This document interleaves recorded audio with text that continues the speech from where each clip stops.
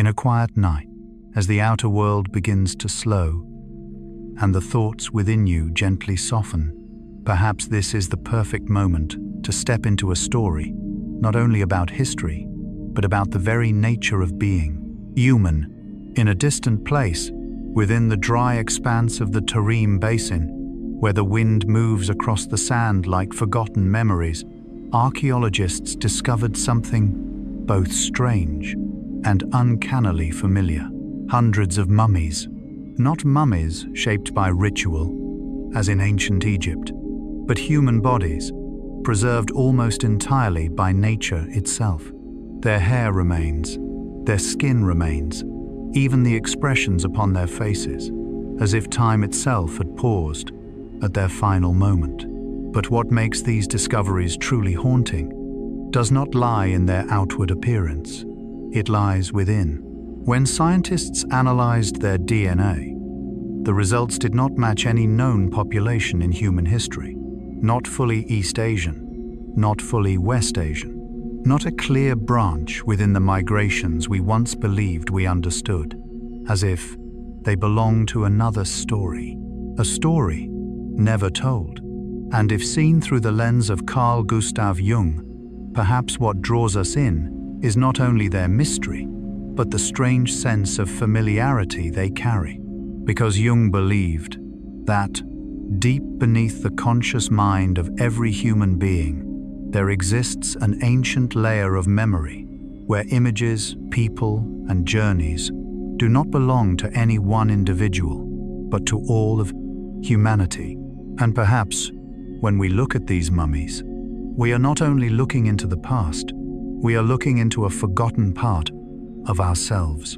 In this video, you will not only explore an archaeological mystery, but step into a slow and quiet journey where science, history, and psychology intersect to reveal a deeper truth that human history is not as linear as we once thought, that identity is not something fixed, and that there are parts within us, still migrating through time, through memory, through things yet unnamed. So just let yourself soften and allow this story to guide you. There is no need to understand everything, just listen. And perhaps, in this stillness, you may begin to sense that the greatest mystery does not lie within those mummies, but within the connection between you and them. The beginning of the mystery. As you gently close your eyes, or simply allow your gaze to soften, you may begin to imagine a distant land where the wind does not carry the scent of life, but the feeling of time, dry, still, and deep. There, within the heart of the Tarim Basin, sand is not merely sand, but something like a layer of memory, covering everything, preserving what once existed, yet no longer belongs to the present. And in a place where it seems nothing remains to be found, something quietly reveals itself, not loud, not dazzling, but enough to slow the thoughts of anyone who encounters it. Bodies, lying there, not bones that have decayed with time, not faint traces, but people, almost entirely intact. Hair remains, skin remains, and some faces appear as if they are only sleeping. There are no elaborate rituals as in ancient Egypt, no intention to preserve life through technique, only nature, silently doing so. Dry air, salty soil, extreme temperatures, things that seem harsh, become a kind of protection, as if the desert itself chose to keep these people from completely fading away. And if you stay with that image, without rushing to call them mummies, but simply feel, you may begin to sense that this is not merely an archaeological discovery. It is a moment where the past is no longer distant.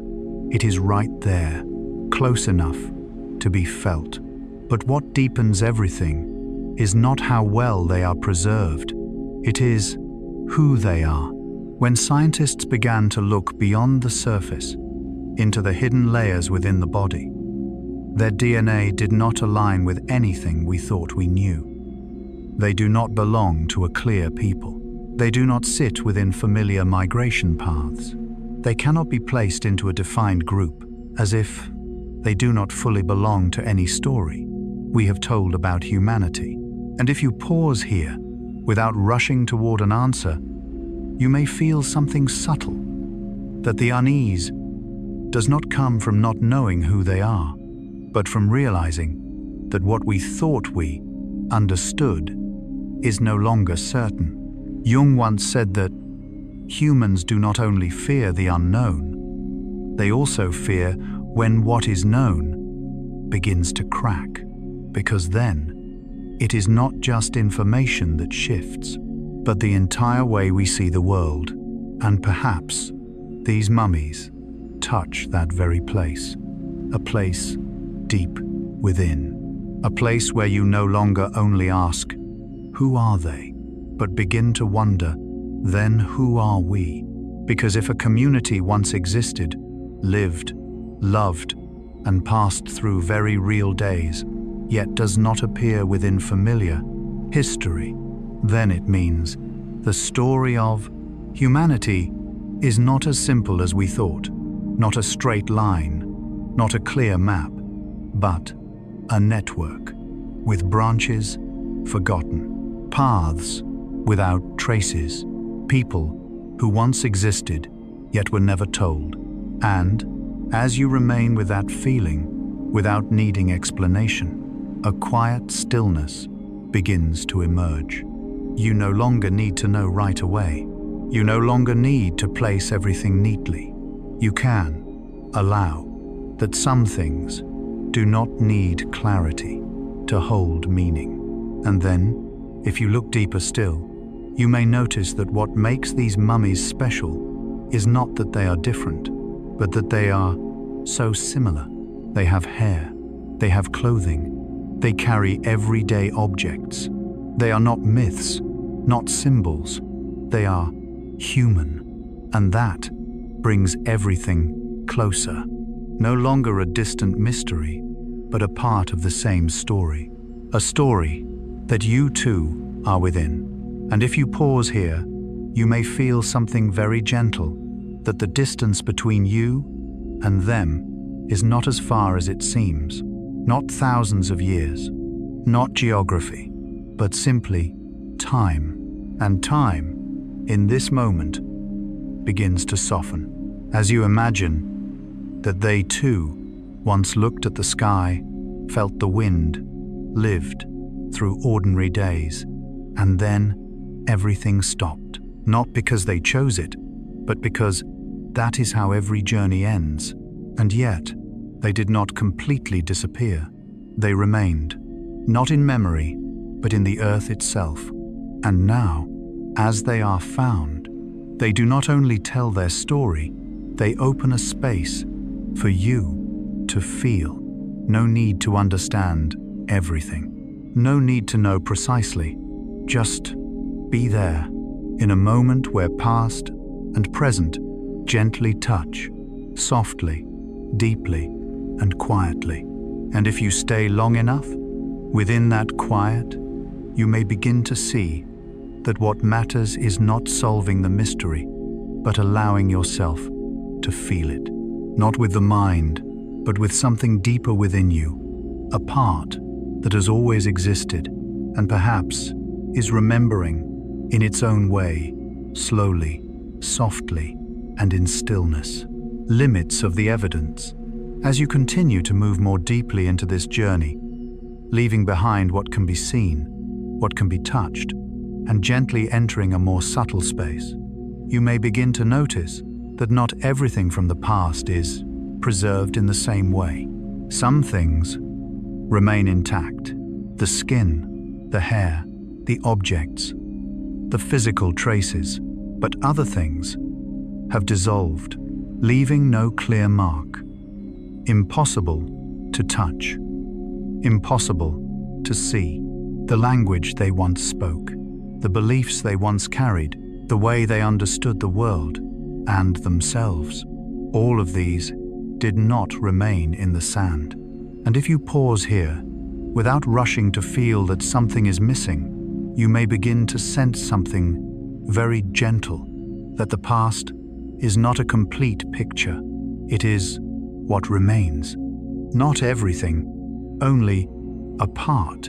And from those parts, we try to understand, not by turning time backward, but by inferring from objects, from DNA, from the shape of the body, pieces placed beside one another to form a story. But if you look very slowly, you may realize this is not absolute truth. It is an understanding, one way among many. And as you stay with that idea, without needing to decide what is right or wrong, you may feel something quite deep, that the way we understand the past is not so different from how you understand yourself. You do not have all the data. You do not remember everything. You do not know all that has shaped you. And yet, you still try to understand from what remains, from fragments of memory, from feelings, from reactions, and from that, you form a story, not complete, but enough to continue. Carl Gustav Jung once said that human beings do not live in absolute truth, but in the stories they create to understand themselves. Not wrong, but necessary. And if you look again at these mummies, you may see that we are doing the same. We look at what remains and try to fill the gaps, not to control, but to feel closer to what is unknown. Yet perhaps what matters is not to fill everything completely, but to recognize that the space is still there, and that space does not need to be frightening, because emptiness is not a lack, it is space. Space for many understandings to coexist, space for you not to be confined to a single answer. And as you remain with that feeling, without needing certainty, a deep gentleness begins to emerge. You no longer need to know everything, no longer need to be correct. You can allow that there are many ways to see, many ways to understand, and all of them are simply perspectives touching a part of the truth. Then, if you go deeper still, you may realize that not knowing their language, their beliefs, their identity, is not only a limitation, it is an invitation. An invitation not to see them as an object, but as a human presence, unframed by labels, unbound by definitions, simply being. And when you see in that way, you may feel something very close, that you too do not need to be completely defined. You do not need to know who you are at every moment. You do not need a fixed answer. You can change. You can remain open. You can be many things at once. And that does not make you contradictory. It makes you alive. And as you allow yourself to rest in that state, without needing clarity, without needing certainty, everything begins to slow. Questions no longer need immediate answers. Thoughts no longer need completion. Spaces no longer need to be filled. There is only a very gentle presence that you are here in a world not fully understood, yet still deeply felt. And that is enough. And as you remain there, without needing to go further, everything softens. Images grow gentler, sounds settle, thoughts slow, and you can simply be there in a space where nothing needs to be fully known, nothing needs to be completely understood, only to be present, softly, deeply, and quietly.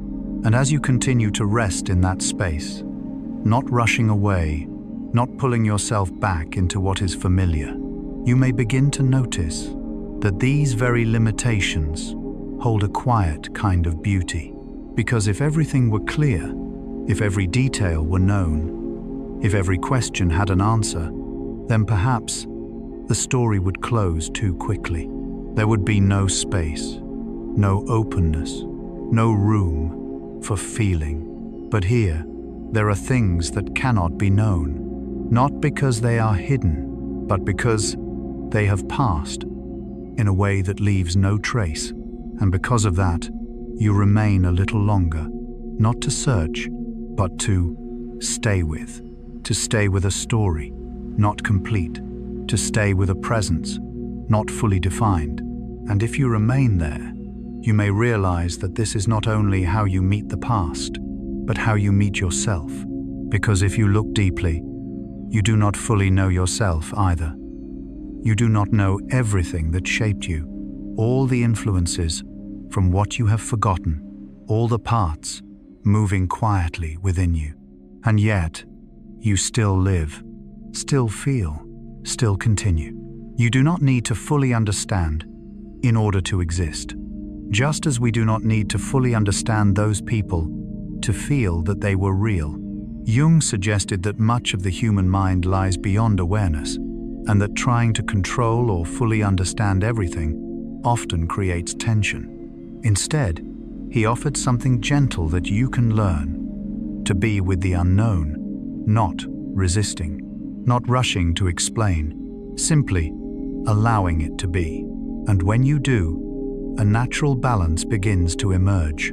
You are no longer pulled by the need to understand, no longer pressured to know. You can simply feel. And if you return again to the evidence, DNA, morphology, objects, you may see them as pieces laid upon a table, each piece with its own shape, its own information. But no single piece holds the entire picture.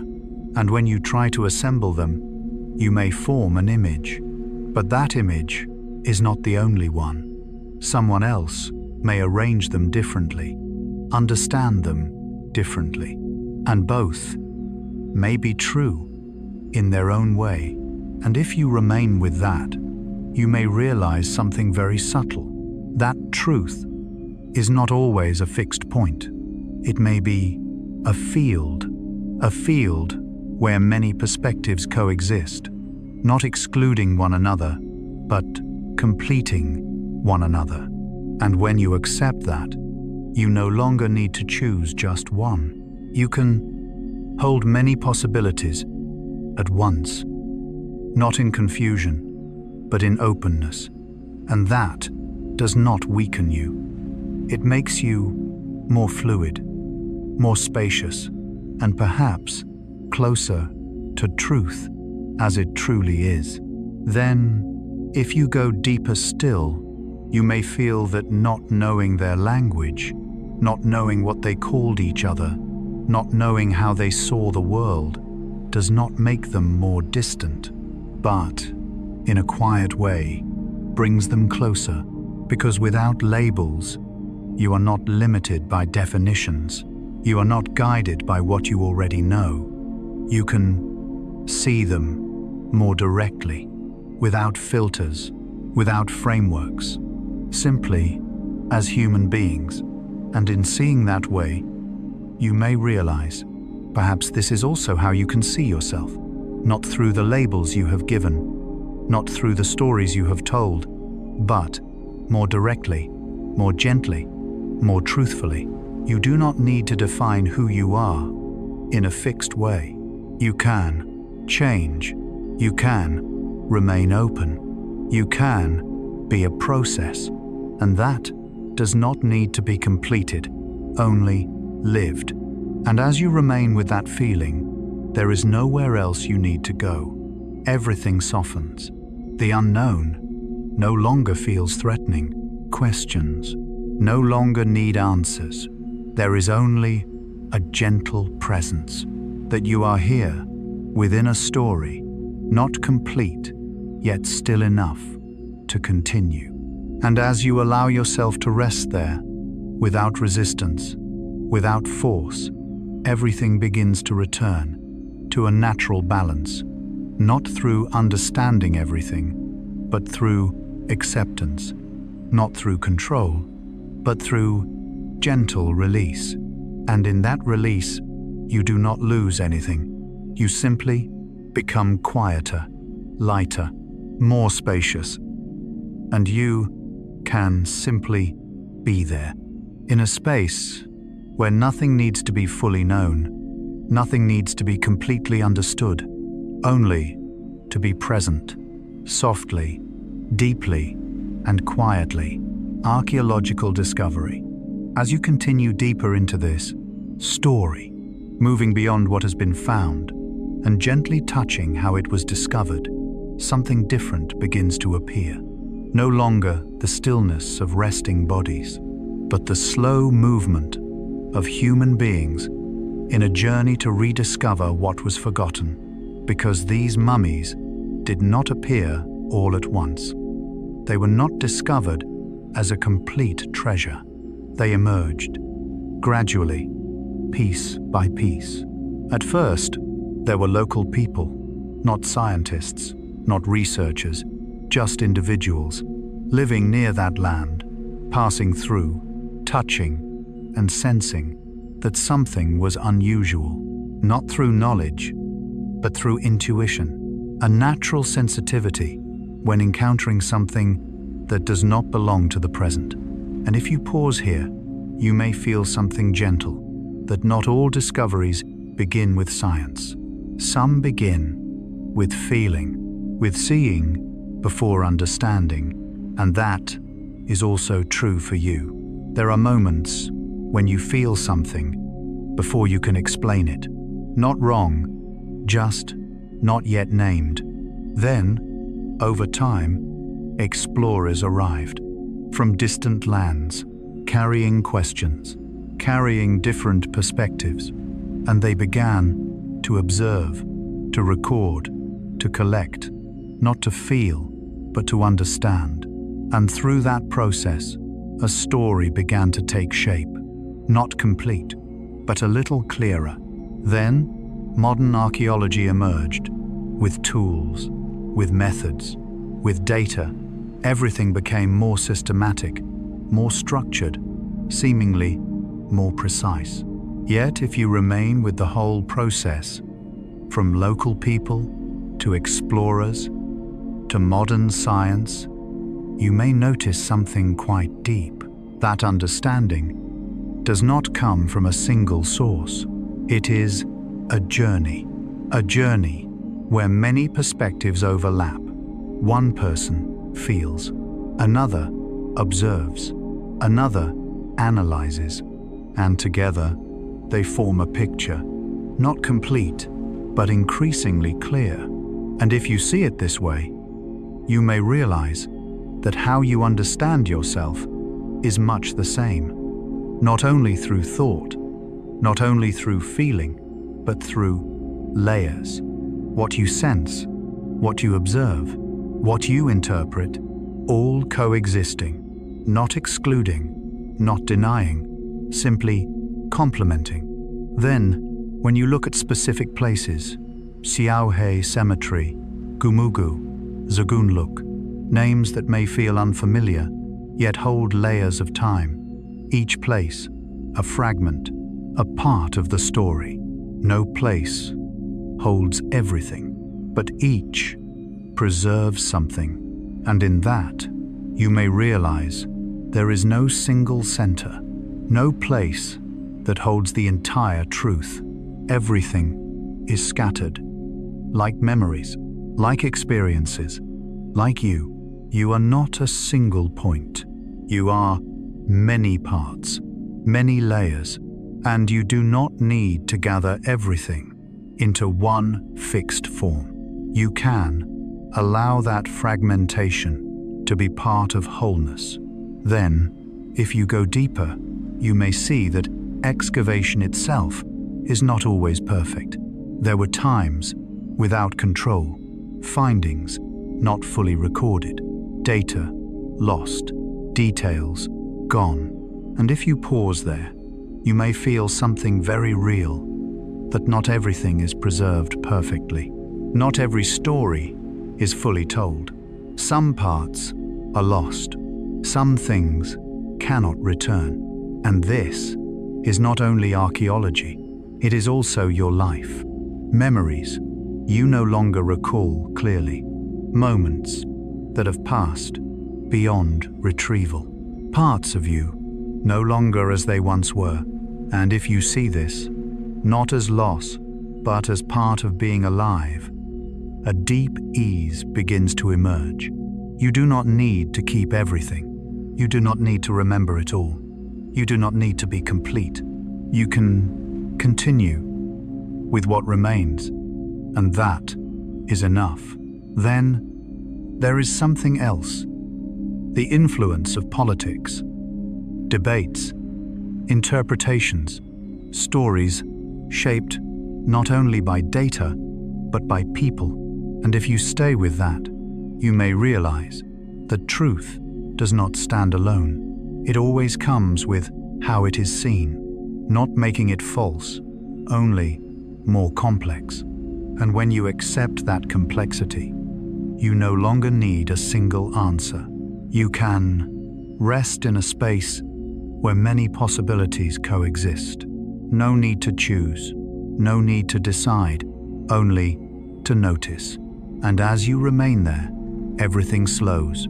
Questions no longer urgent, thoughts no longer forced, images soften, and you can simply be there in a journey where understanding does not arrive all at once, but gently unfolds, little by little, softly, deeply, and quietly. And as you continue to rest within that flow, without needing to grasp every detail, you may begin to feel that this entire process of discovery is not linear. It is a gradual revealing, like morning light entering a dark room, not illuminating everything at once, but slowly, allowing each part to appear. There is no single moment where everything is understood. No single person who holds the whole story. Only many small steps, many touches, many perspectives, layered together, forming a sense, not complete, but enough to continue. And if you pause here, you may notice something very close, that how you understand your own life is just the same. Not a single realization, not a final answer, but small pieces, moments of quiet insight, gentle understandings, then continuing, not needing completion, only continuation. And if you stay with that, everything softens. There is nowhere else you need to go, nothing more you need to find, only to remain in a space where every story, even unfinished, can still offer a feeling soft, deep, and quietly whole.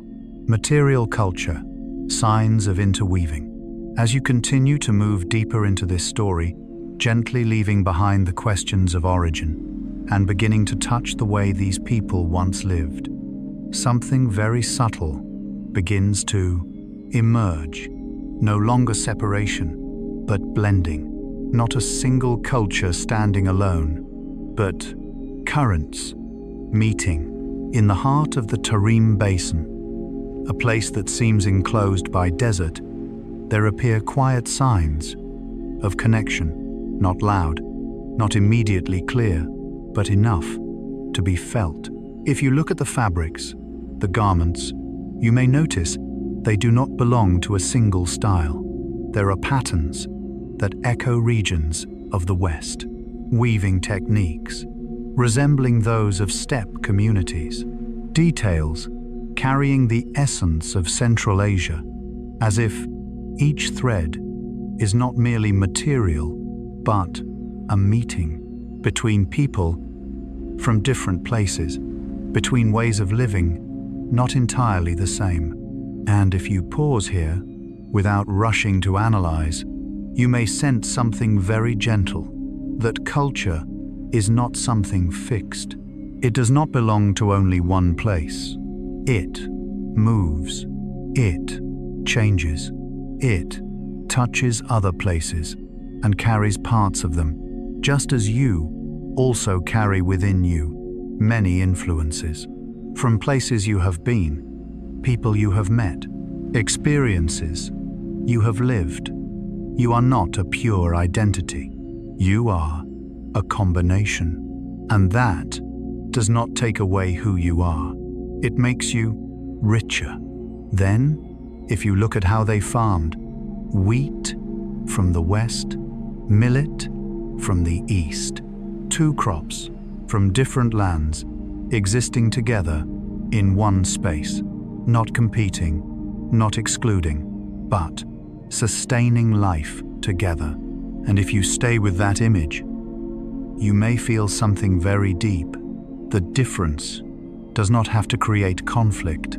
It can coexist, support, give rise to something new. And that may also be true for you. The different parts within you, the thoughts that seem to contradict, the feelings that do not fully align, do not need to eliminate one another.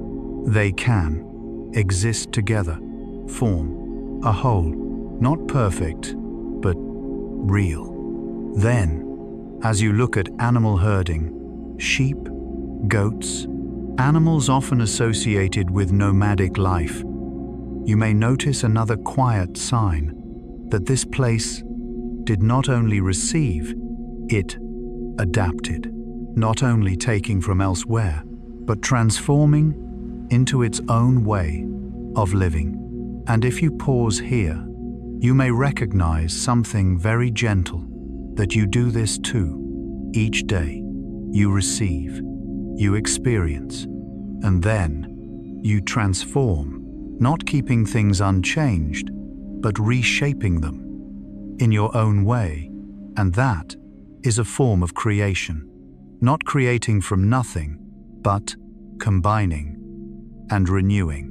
Then, as you look at the cemetery, wooden posts, symbols, arrangement, note simple, you may feel this is not only a place of burial, it is a place of expression, a way of saying something without words, a way of preserving meaning, a way of connecting the living and the dead.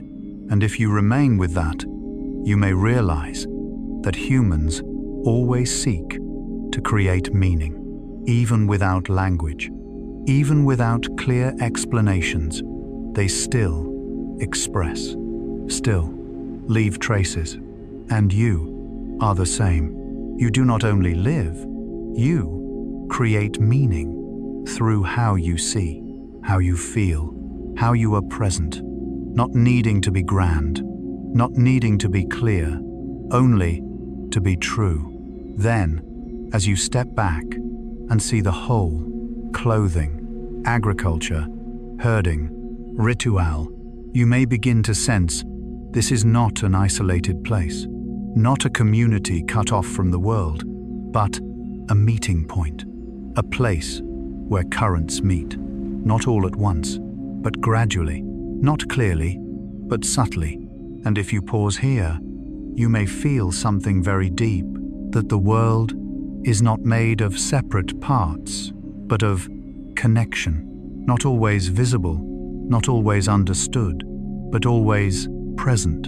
And you are not outside of that connection. You are a meeting point between past and present, between what you have lived and what you are becoming, between influences and choices. And when you allow yourself to see this, without needing a fixed identity, a deep gentleness begins to arise. You no longer need to be one thing, no longer need to hold a single image. You can change. You can remain open. You can be a process, and that does not diminish you. It makes you alive. And as you stay with that feeling, everything softens. Differences no longer create tension. Contradictions no longer need immediate resolution. Images become gentler, and you can simply be there, in a space where nothing needs to be separated, where everything can flow together, softly, deeply, and quietly.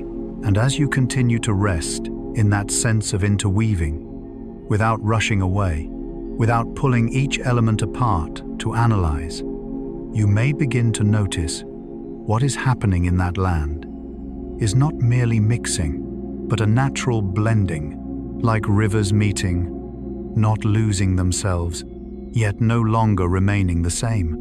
There are no clear boundaries between what belongs here and what comes from elsewhere. No line where one culture ends and another begins. Everything flows together, slowly, gently, and if you stay with that image, you may feel something very deep, that perhaps the nature of culture is not stability, but movement, not preservation, but transformation, not protecting a single form, but allowing many forms to coexist and gradually become something new. And if you look at yourself, you may see you are not fixed either, not the same as yesterday, not the same as a year ago, not the same as who you once were. You have changed, not in one great leap, but through very small things, influences, experiences, encounters, all quietly flowing into you, and you become something different, not entirely new, but no longer the same. And that does not need to trouble you, because that is how life moves, not staying still, not holding shape, but always becoming. Then, returning to the fields where wheat and millet grow together, you may feel that this is not only a practical choice, but a gentle symbol that what is different can nourish together. You do not need to remove one to keep the other. You do not need to choose one and abandon the rest. You can hold both, not in conflict, but in balance. And that may also be true for you. You do not need to choose between reason and emotion, between past and present, between different parts of yourself. You can hold them all, not to become confused, but to become whole. And as you allow that, a deep ease begins to spread. You no longer need to resolve everything, no longer need to clarify everything. You can remain in a state where all things coexist, not perfect, but harmonious. Then, returning to the wooden posts, the symbols, the structures not easily understood, you may feel that humans always seek to express something deeper beyond what words can hold, a very primal need to create meaning, to connect with what cannot be seen, to preserve a sense that life does not fully end. And if you stay with that, you may realize you carry that same need. You do not live only to survive. You live to feel, to understand, to connect, not always through words, sometimes through a quiet feeling, a silence, a moment that cannot be explained, yet feels deeply real. And when you allow yourself to stay in those moments without rushing away, you begin to touch something deeper, a layer that does not need clarity, does not need definition, only presence. And as you see that land, not as a point on a map, but as a space of meeting, you may realize what happened there is not an exception. It is part of a larger pattern, a pattern where humans are always moving, always meeting, always exchanging, not only goods, but ideas, ways of living, ways of seeing the world. And from that, something new emerges, not from a single source, but from intersection. And if you remain with that, you may feel something gentle, that you do not need to create everything from the beginning. You can learn, you can receive, you can combine, and from that, create something that carries your imprint, not entirely new, but not entirely old. And that is enough. And as you rest in that state, without needing to prove, without needing perfection, everything softens. Thoughts no longer need to be precise. Questions no longer need immediate answers. Images grow gentler, and you can simply be there, in a space where nothing needs to be separated, where difference is no longer a barrier, but a bridge, softly, deeply, and quietly. A harsh life. As you continue deeper into this story, moving beyond material traces and gently touching the rhythm of the lives once lived there, a different feeling begins to spread. No longer curiosity, but a quiet closeness. Not images of mystery, but life. A life not easy. In the heart of the Tarim Basin, where water is not given, but must be found, protected, depended upon, they lived around oases, small points where life could exist. Not vast, not abundant, just enough. And if you pause here, you may feel something gentle, that sometimes life does not need much, only enough. Enough water, enough food, enough to continue. Not to thrive greatly, but to endure. And that is not lack.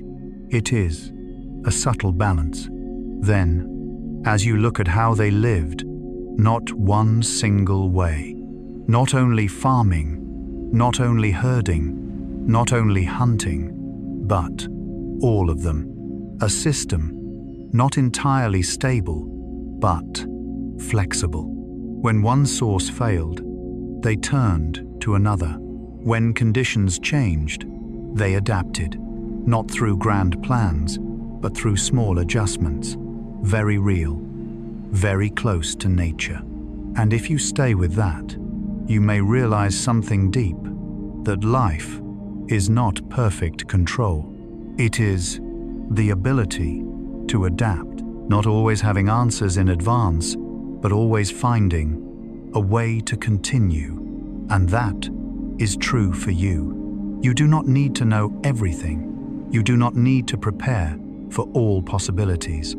You only need to remain flexible, to adjust, to continue as you can. Then, as you look at the marks on their bones, injuries, signs of illness, another layer appears. Not adaptation, but its cost. Life was not gentle. It did not protect them from pain. It did not shield them from hardship. They worked, they endured, they passed through difficulty. And if you stay with that, without turning away, you may feel something very real, that life always carries limits. Not everything can be avoided. Not every hardship can be removed. And yet, that does not take away meaning. In fact, within those limits, humanity becomes clearer. And within all that hardship, something warm and quiet still remains. Community, support, connection, not because they chose to be kind, but because they needed one another.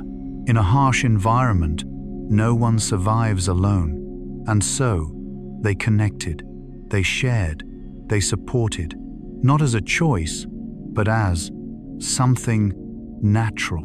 And if you pause here, you may feel something very deep, that human beings are not made to live alone. Not completely.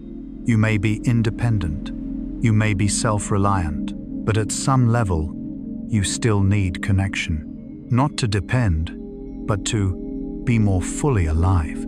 Carl Gustav Jung once suggested that we understand ourselves through relationship, not in isolation, but in reflection. And perhaps these communities, though without your language, without your systems, understood this in a very natural way. No theory, no explanation, just living. And as you stay with that, you may realize there are things you do not need to learn, not to analyze, only to remember.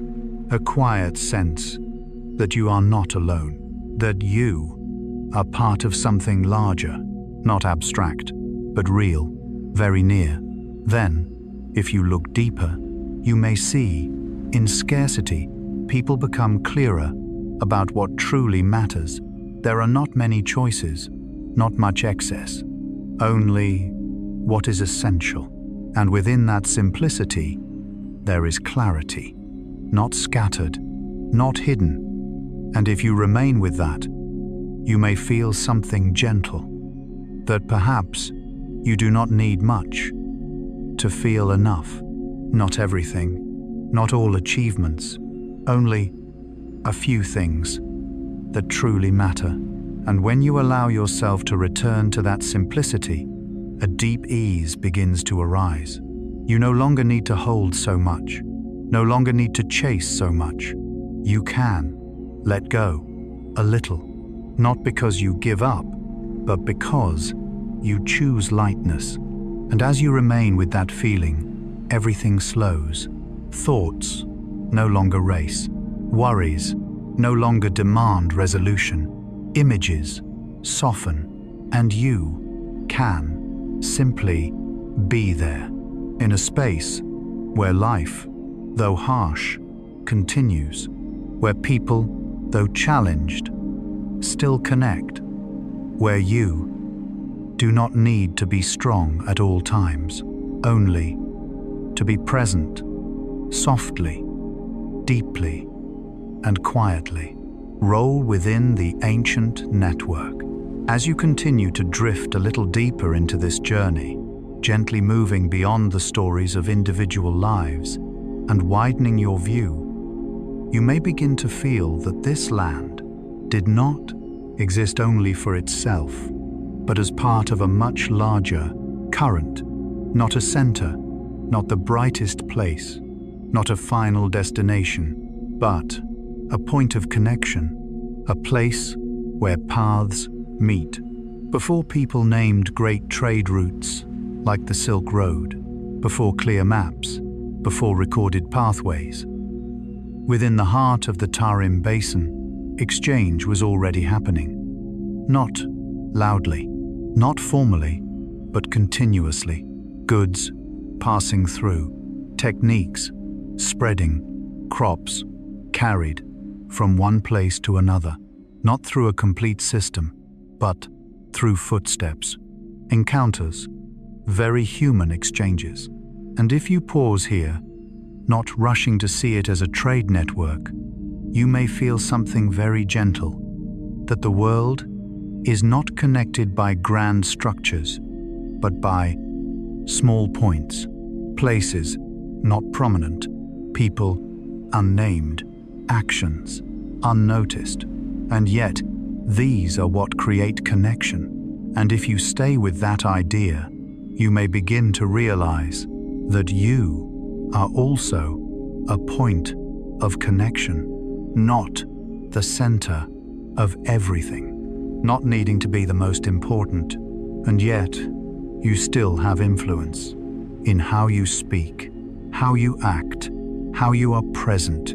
You connect things, people, experiences, and that does not need to be large to be meaningful. Then If you look more deeply at the role of this land, you may notice it does not hold everything for itself. It allows things to pass through, not controlling, not keeping, simply being part of the flow. And this is very different from how we often think about value. We often believe to have value, we must hold, must possess, must be the center. But here, value comes from connecting, from allowing, from being part. And if you pause here, you may feel something very deep, that you do not need to be the center to have meaning. You do not need to stand out to matter. You can be a link, a small part within a larger network, and that is enough. Carl Gustav Jung once suggested that human beings do not exist in isolation, but always as part of a larger system, not only socially, but psychologically. We connect, not only through actions, but through influences, symbols, unseen threads. And if you look again at the Tarim region, you may sense something similar, that there are currents, invisible, yet present, ideas, moving, ways of living, spreading, things not recorded, yet still shaping. And you are within those currents. You do not only receive, you also transmit, not always aware, but in the way you live, you are already influencing the world around you. And if you feel more deeply, you may notice that not being the center brings a very gentle freedom. You do not have to carry everything, do not have to control everything, do not have to hold everything. You can participate without possessing. You can contribute without standing out. You can be a part without being everything. And that releases you. No longer the pressure to become, no longer the pressure to achieve, only to be present and connect in your own way. Then, if you look again at that ancient network, you may realize no point exists alone. Everything is linked. Everything influences everything else. And if one part shifts, the whole shifts with it. And this is also true for you. You are not separate from the world. What you do, even small, still has impact, not needing to be large, not needing to be visible, but still there. And as you recognize this, not as pressure, but as connection, a quiet warmth begins to spread. You are not alone. You are not separate. You are within a network, larger than you imagine, and you belong. No need to prove, no need to achieve, only to be. And as you remain with that feeling, everything softens. Thoughts slow, worries loosen, images grow gentle, and you can simply be there within a flow where everything connects, where you are a part, not needing to be large, only to be real, softly, deeply, and quietly. And as you continue to rest in that flow, without needing to hold on to any concept, without needing to remember every detail, you may begin to feel that this very not being the center carries a unique kind of freedom. No need to carry all meaning, no need to decide everything, no need to become the axis of the world, simply to participate, to be present, to connect. And if you pause here, you may realize something gentle, that perhaps you do not need to become something great to feel that you matter. You do not need to be the most visible, not the most important. You can be a part within something larger, and that does not make you smaller, it makes you belong. Then, if you look more closely at how those exchanges unfolded, you may see not everything was clear. Not everything had a defined purpose. One person carried seeds, another carried a technique. A meeting led to a small change, and from those small changes, something larger slowly formed, not instantly, but over time. And if you stay with that image, you may feel something close, that your life is also formed this way, not by one great decision, but by small choices, encounters, experiences, little by little, accumulating. And one day, you look back and realize you have changed, without knowing exactly when. No single moment, only unfolding. Then, if you feel more deeply, you may notice, within such a network, there is no absolute control. No one governs everything. No one knows it all. Everything unfolds like a current, with direction, but not rigid. And that may also be true for you. You do not need to control your entire life. You do not need to know everything ahead.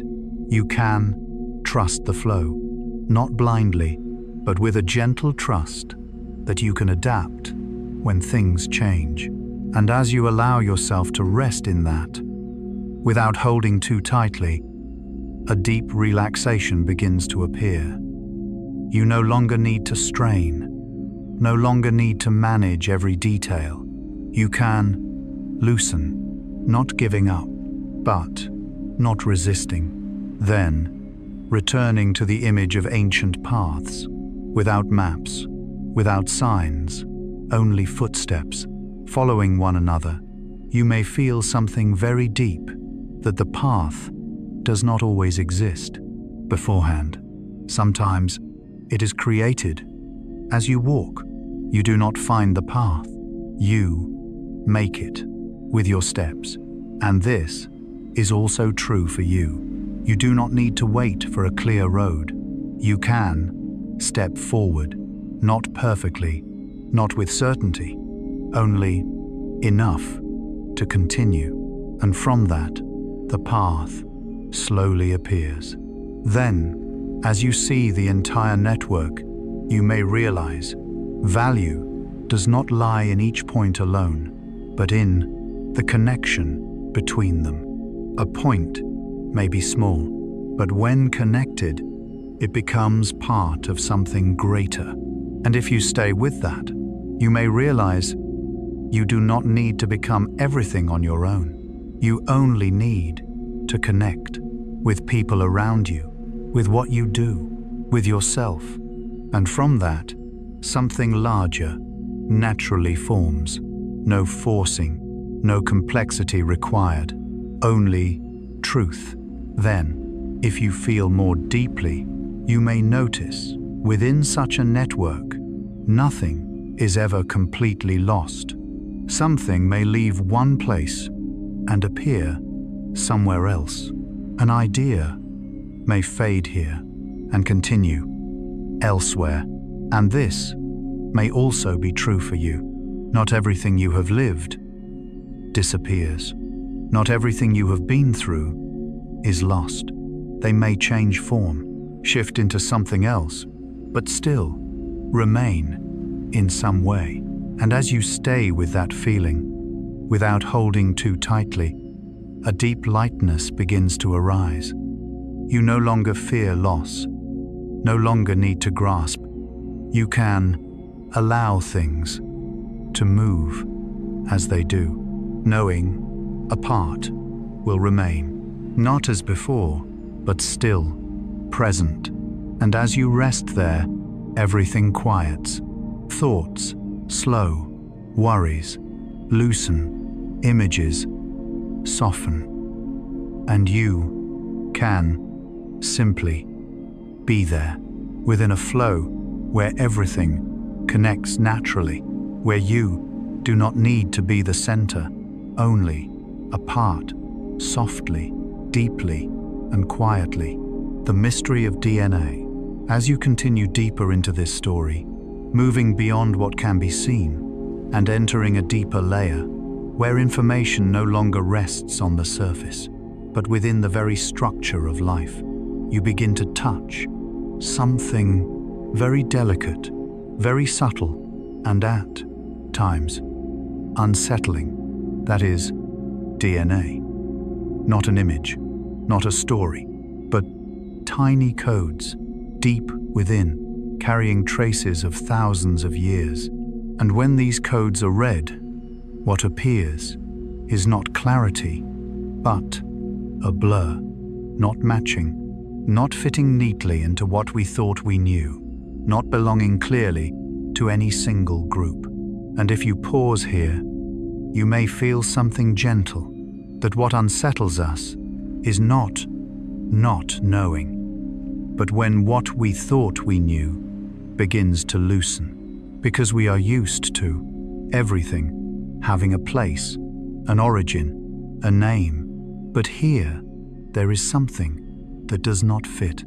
And instead of rushing to explain, you can simply remain with that uncertainty, not to endure it, but to feel that some things do not need to be clear to hold meaning. Then, if you look deeper, you may see this mismatch is not something mysterious or supernatural. It is a reminder that data is incomplete, that the story is unfinished, that what we know is only a part.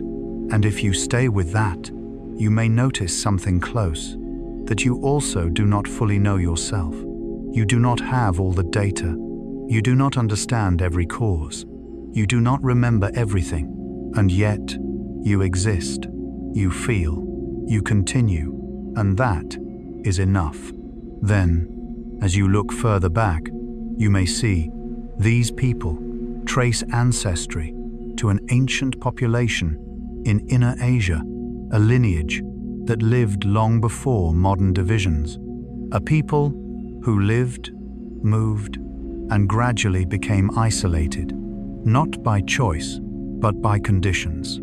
And if you stay with that image, you may feel something gentle, that there are parts within you that have also been isolated, not because you chose them, but because of circumstance, feelings not shared, experiences held inside, parts not brought outward, not wrong, only not yet connected.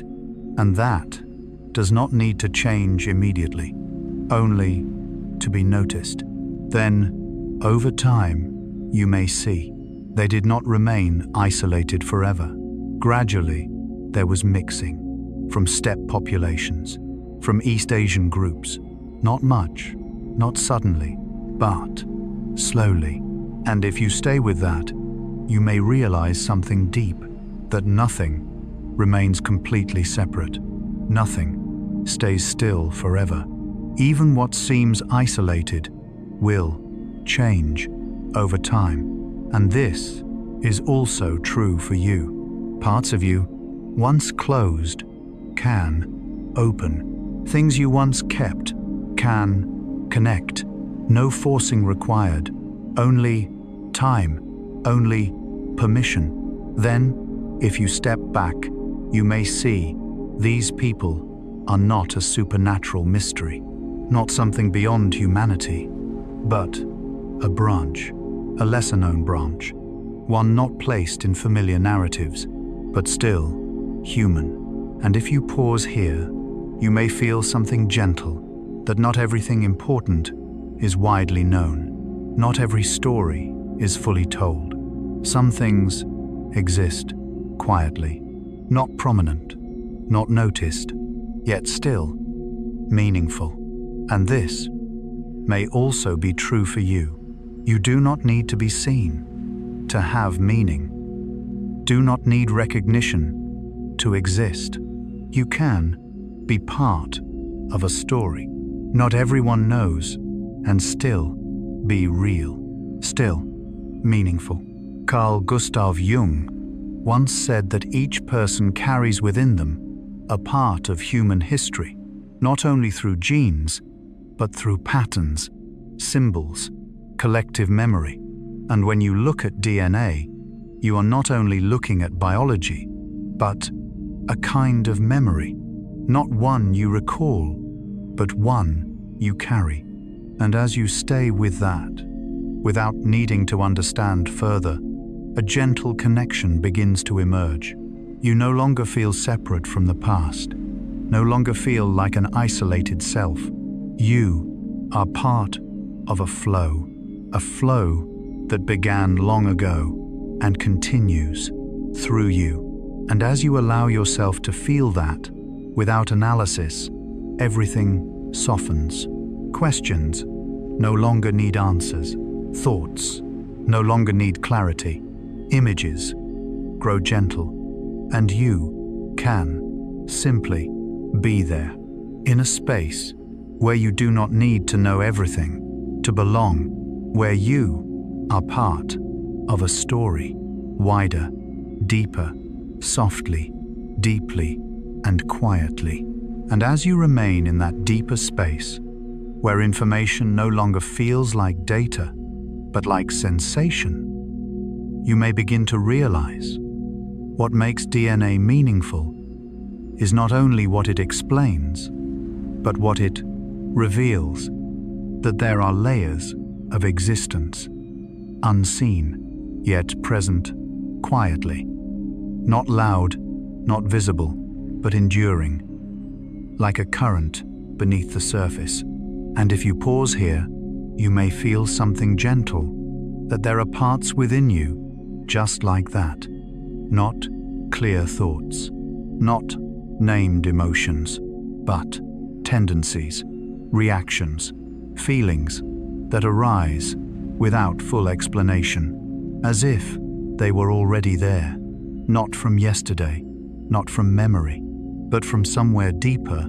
Jung called this the collective unconscious, a layer where images and patterns belong not to one individual, but to all humanity. And if you see DNA in that way, not only as biology, but as a kind of wordless memory, you may begin to feel that the people of Tarim are not entirely distant, not because you know them, but because something within you carries traces of the same greater flow, not identical, not the same, but connected, very gently, hard to name, but real. And as you allow yourself to remain with that feeling, without needing proof, a deep connection begins to form. You no longer see them as other, no longer feel separate. You begin to sense that all humans, across time, across place, share something, not outwardly, but within, a structure, a memory, a presence.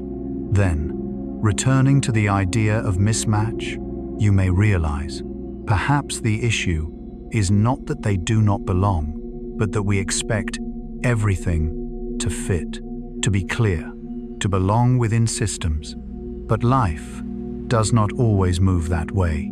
It is fluid. It changes. It holds ambiguity. And within that ambiguity, there is freedom. You are not confined to rigid definitions. You do not have to fit into a label. You can be many things, not contradictory, but rich. And if you remain with that, you may feel something gentle, that you do not need to fully define who you are to live. You do not need a fixed identity to have meaning. You can change. You can remain open. You can continue becoming. And that does not disorient you. It makes you alive. Then, if you go deeper, you may see the gradual mixing of genetic lines is not a loss of identity, but an expansion, a slow expansion, natural, uncontrolled, undirected, simply happening. And this is like how you change, not through one great decision, but through contact, experience, small influences, accumulating. And one day, you realize you are different, not entirely new, but no longer the same. And that does not need explanation, only acceptance. Then, as you remain with that, you may realize nothing within you is entirely separate. No part exists alone. Everything connects, everything influences, and you are a whole, not a single part, but a living network within yourself. And as you feel that, not as thought, but as presence, a deep quiet begins to spread. You no longer need to divide yourself to understand, no longer need to analyze every part. You can remain with the whole. Not perfect, not fully clear, but enough. And as you allow yourself to be there, everything settles. Questions no longer need answers. Thoughts no longer need completion. Images soften, and you can simply be there in a space where you do not need to fit anything to exist, where you do not need full clarity to be yourself, where everything is allowed to be as it is, softly, deeply, and quietly. 3 major hypotheses about their origins. As you continue to move deeper into this story, gently leaving behind isolated pieces of evidence and beginning to observe how humans try to understand, something very familiar begins to emerge. Not answers, but hypotheses. Not just one, but many ways of seeing, many paths leading toward different possibilities. And if you pause here, without rushing to choose what is right, you may feel something very gentle, that sometimes truth does not reside in a single answer, but in the space between possibilities. The first hypothesis suggests they are an ancient indigenous population, people who were there from very early on, not arriving from elsewhere, not traveling long distances, but belonging to that land for a very long time. And if you stay with that idea, you may sense something deep, that there are parts within you like this as well, not learned, not formed from outside, but already there from before. Certain tendencies, certain intuitions, things you know without being taught, as if you carry them from a distant place in time. Carl Gustav Jung called these archetypes ancient patterns, existing within the unconscious, not belonging only to you, but to all humanity. And if you feel it this way, this hypothesis does not only speak about them, it touches you, that there are parts within you, very ancient, very deep, and still present. Then, the second hypothesis, that they were migrants from the steppe, people who moved, who left one place to arrive in another, carrying what they had.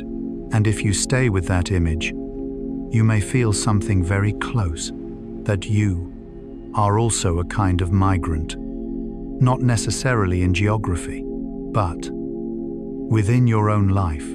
You have left behind earlier versions of yourself. You have moved through phases. You have changed, not all at once, but little by little, and each time you carried something forward, a memory, an experience, a perspective, not lost, but traveling with you. And that shapes who you are. Now, then, the third hypothesis, a mixed model, not one origin, not one line, but many small groups, meeting, blending, influencing one another, creating something new. And if you pause here, you may feel something very deep, that perhaps this is closest to truth. Not a simple story, not a straight line, but a network, an intersection, a process, always changing. And if you look at yourself, you may realize you also do not come from a single source.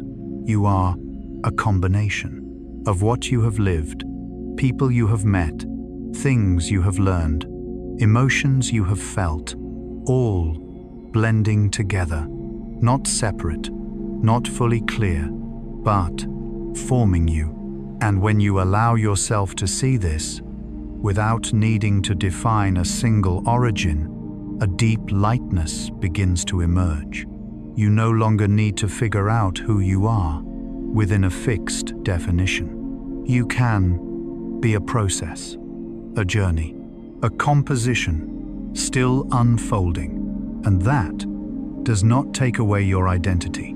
It makes you more alive.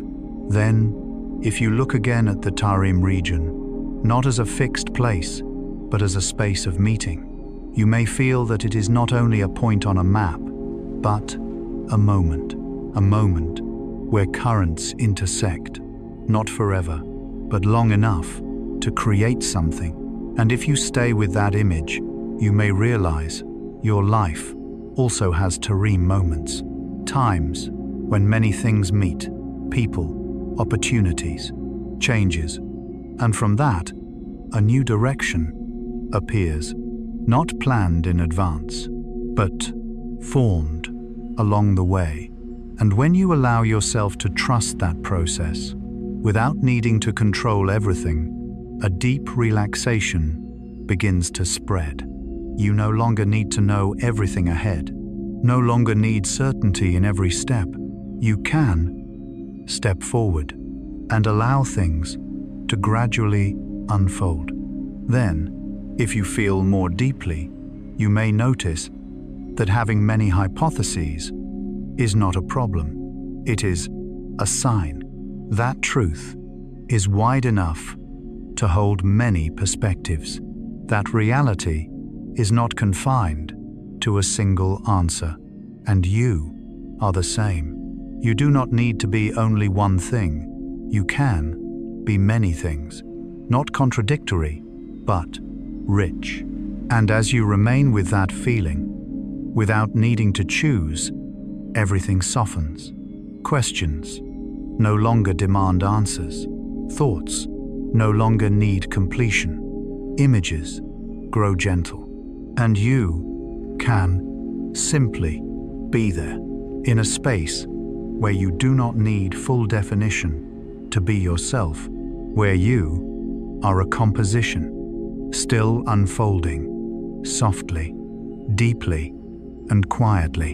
And as you continue to remain in that space of hypotheses, without leaning too quickly toward any side, without needing a final answer, you may begin to feel that the presence of many possibilities brings a quiet kind of freedom. You are not locked into one story, not confined by one interpretation. No need to choose immediately between right and wrong, only to remain with what is unfolding. And if you pause here, you may notice something very close, that in your own life you also hold hypotheses, ways you understand yourself, stories you tell about your past, reasons you give for why you feel or act as you do. And not all of these are the one truth. They may be perspectives, angles, ways of creating meaning. And when you realize that, not to reject them, but to open, you may begin to look again, not to fix, but to see that there can be many ways to understand. And that does not make you lost. It makes you lighter. Then, returning to the image of small groups, meeting, blending, over time, not in one moment, but gradually, you may feel something very deep, that change is not an event, It is a process, not immediate, not always visible, but continuous.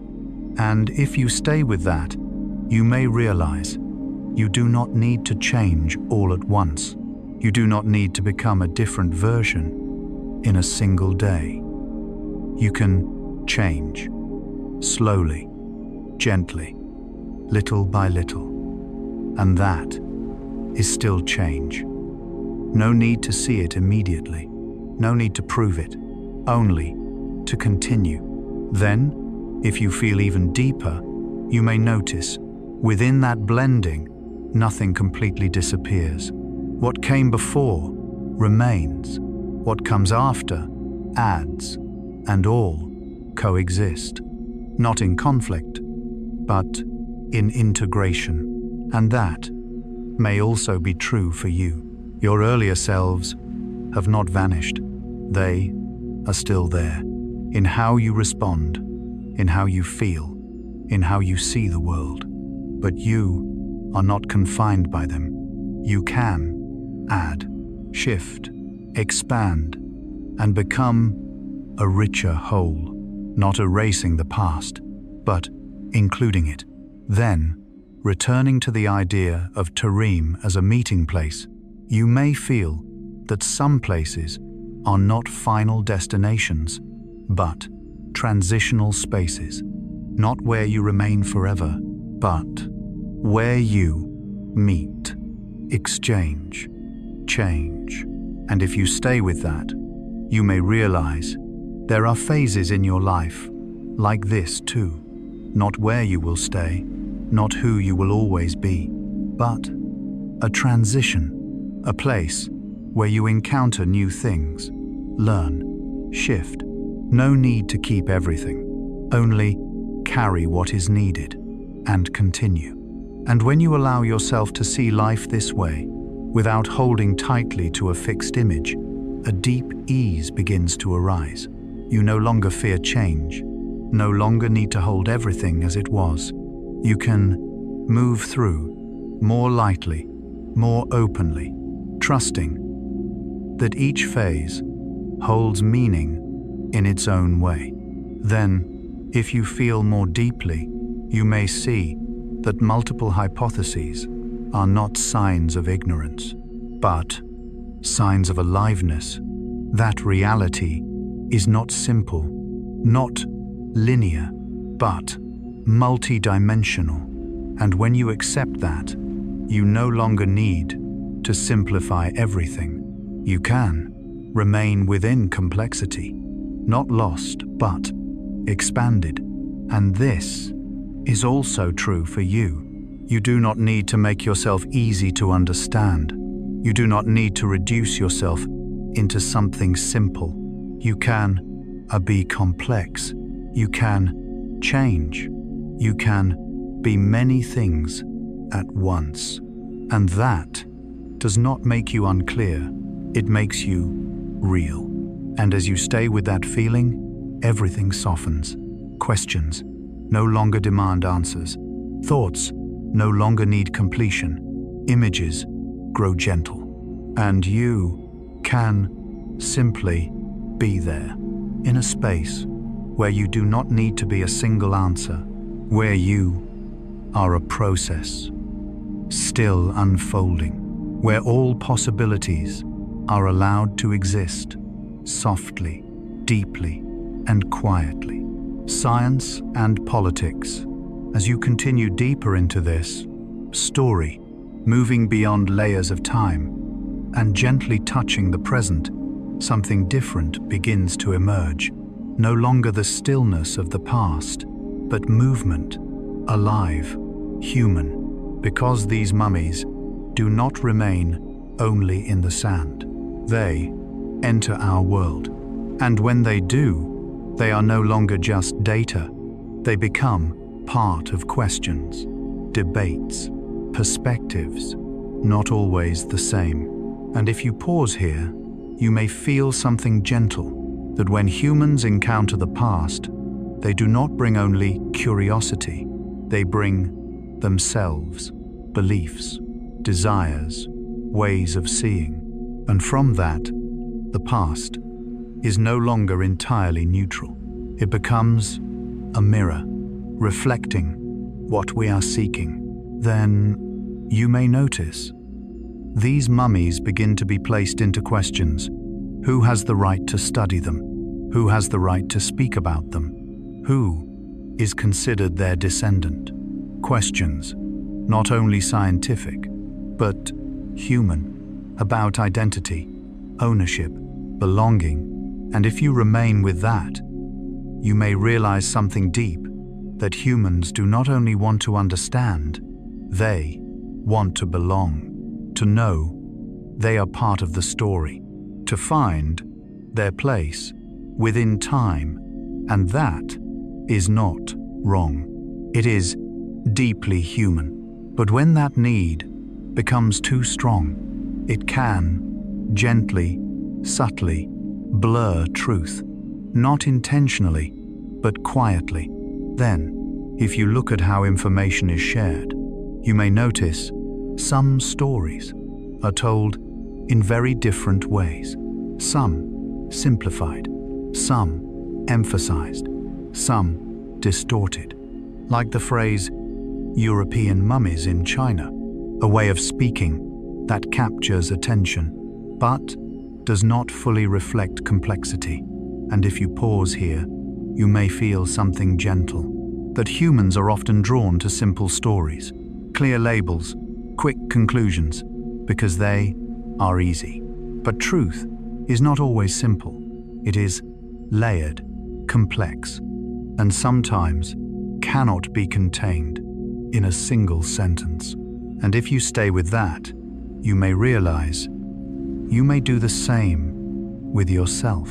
You tell stories about who you are. You assign labels.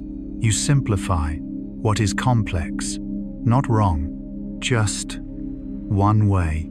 But perhaps you can open just a little more, not rushing to conclude, not needing to define immediately, only observing, allowing many possibilities to coexist. Carl Gustav Jung suggested that the shadow is not only what we hide, but also what we oversimplify, the parts we do not wish to see in their complexity. And when you look at how these mummies are drawn into debate, you may see that reflected, not in them, but in us. And as you recognize that, not to judge, but to understand, a quiet gentleness appears. You no longer need to be right, no longer need to defend one view. You can open and allow many layers, many perspectives, many understandings. Then, if you go deeper, you may see questions of who has the right are not only external, they reflect something within, the need to control, to define, to center oneself. And if you stay with that, you may realize to define who you are, to hold a stable image, not wrong, just natural. But when you see this, you may begin to loosen slightly. You do not need to control everything. You do not need to define everything. You can allow some questions to remain open, not because you do not know, but because you do not need to know yet. And as you rest there, everything softens. Debates no longer need to be won. Questions no longer demand answers. Images grow gentle, and you can simply be there, in a space where truth does not need to be reduced, where you do not need to hold every answer, only to be present, softly, deeply, and quietly. And as you continue to remain in that space, where questions no longer demand immediate answers, you may begin to see the intersection between science and politics is not unusual. It is natural, because science, though seeking objectivity, is still practiced by humans, and humans always carry perspective, history, context.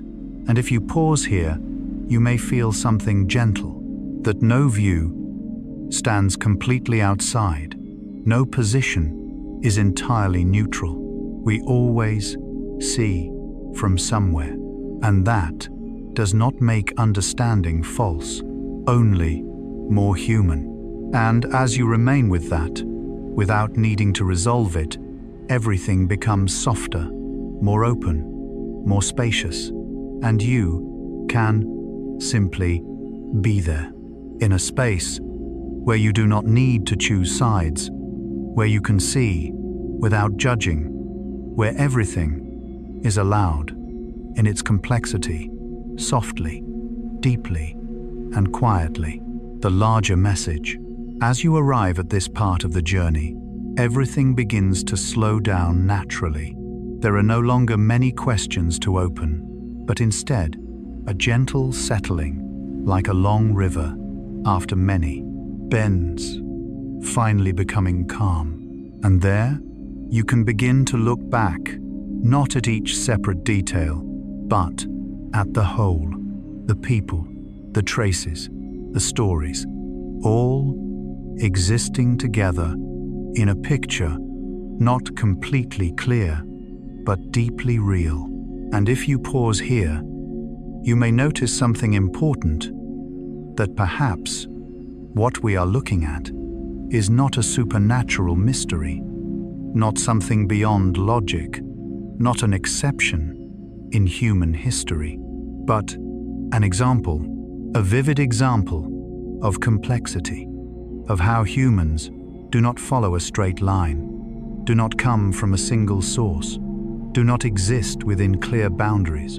And if you stay with that idea, you may feel something gentle, that perhaps you are like that too. You are not a simple story, not a single definition, not a fixed version. You are a combination, a process, a flow, still changing. Then, when you look at how the people of Tarim carried both local traits and influences from elsewhere, you may feel something deeper, that humans do not entirely belong to one place. We may be rooted in a land, but at the same time, we carry influences beyond it. We are both local and connected to something larger, not in a modern sense, but in a very natural way, that we are always shaped by what is beyond us.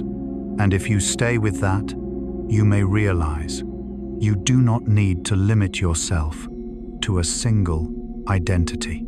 You do not need to choose one fixed definition to know who you are. You can be many things, not in conflict, but coexisting. And that does not make you lost. It makes you expansive. Then, when you look at the difference between culture and genetics, you may see that what a person is does not always match what they carry. Someone may carry one genetic lineage, but live within another culture. A community may share ways of living, but not the same biological origin. And if you pause here, you may feel something gentle, that identity is not fixed, not something fully determined from the outside, but a process, a continuous formation from what you experience, what you choose, what you connect with. And that also means you can change. You do not need to remain the same. You are not bound to an old definition. You can become, not once, but many times. Then, if you go deeper, you may feel this whole story is telling you something very simple, yet very profound, that history has no clear boundaries, no sharp lines, like on a map. What we call borders are often ways we simplify a more complex reality. But in truth, people move, cultures spread, ideas are exchanged, and everything blends. Not in a fixed order, not in a clear structure, but in the way life moves. And if you stay with that, you may realize your life does not need rigid boundaries either. You do not need to separate everything so strictly. You do not need to define, this is me, this is not me. Absolutely. You can be flexible. You can be open. You can allow yourself to change without losing yourself. Because identity is not a point.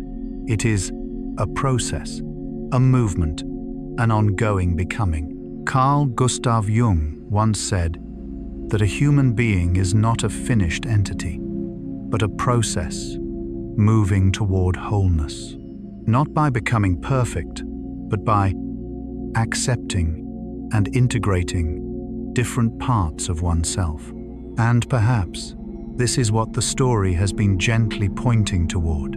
Not for you to find an answer, but to feel that you do not need to be fully defined to be yourself, that you do not need to be fixed to exist, that you can change and still be you. And when you allow yourself to be in that state, without needing to control, without needing to define, a deep peace begins to spread. You no longer need to hold tightly, no longer need to define everything. You can soften, not letting go of yourself, but letting go of the need to understand everything. And as you stay with that feeling, everything settles. Questions no longer demand answers. Thoughts no longer need completion. Images become softer, and you can simply to be there in a space where you do not need to be fixed, where you are allowed to change over time, where things do not need to be fully clear to still have meaning, softly, deeply, and quietly. As you reach the final moments of this journey, things do not really end. They simply settle, like the surface of a lake after the wind has stopped, no longer rippling, but still holding everything that has passed, gently, deeply, and truly. And there, you can look again at the people of Tarim, not as a mystery to solve, not as a question to answer, but as people who once lived, walked, breathed, felt, connected.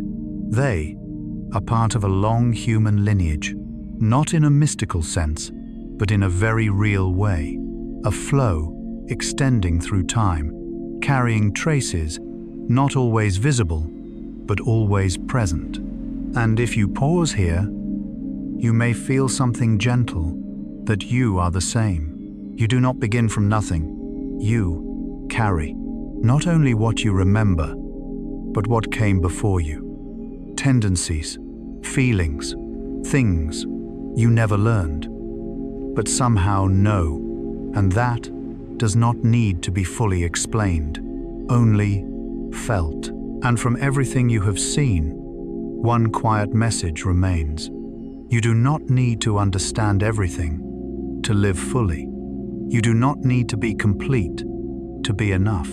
You do not need to become a perfect version to rest. You can stop right here with what you have, with what you are, with what is still unfolding, and that is enough. And now, as everything continues to soften, your breath becomes lighter, your body more relaxed, your thoughts slower. You do not need to try to sleep. You do not need to force anything. Just allow. Let everything settle. Let your mind drift. Let yourself not control. And if thoughts remain, you do not need to push them away. Just let them pass. Like clouds, no holding, no resisting, only watching as they move on. Your body becomes heavier, more relaxed, safe, supported by this moment. There is nowhere to go, nothing to do, just be here. and rest.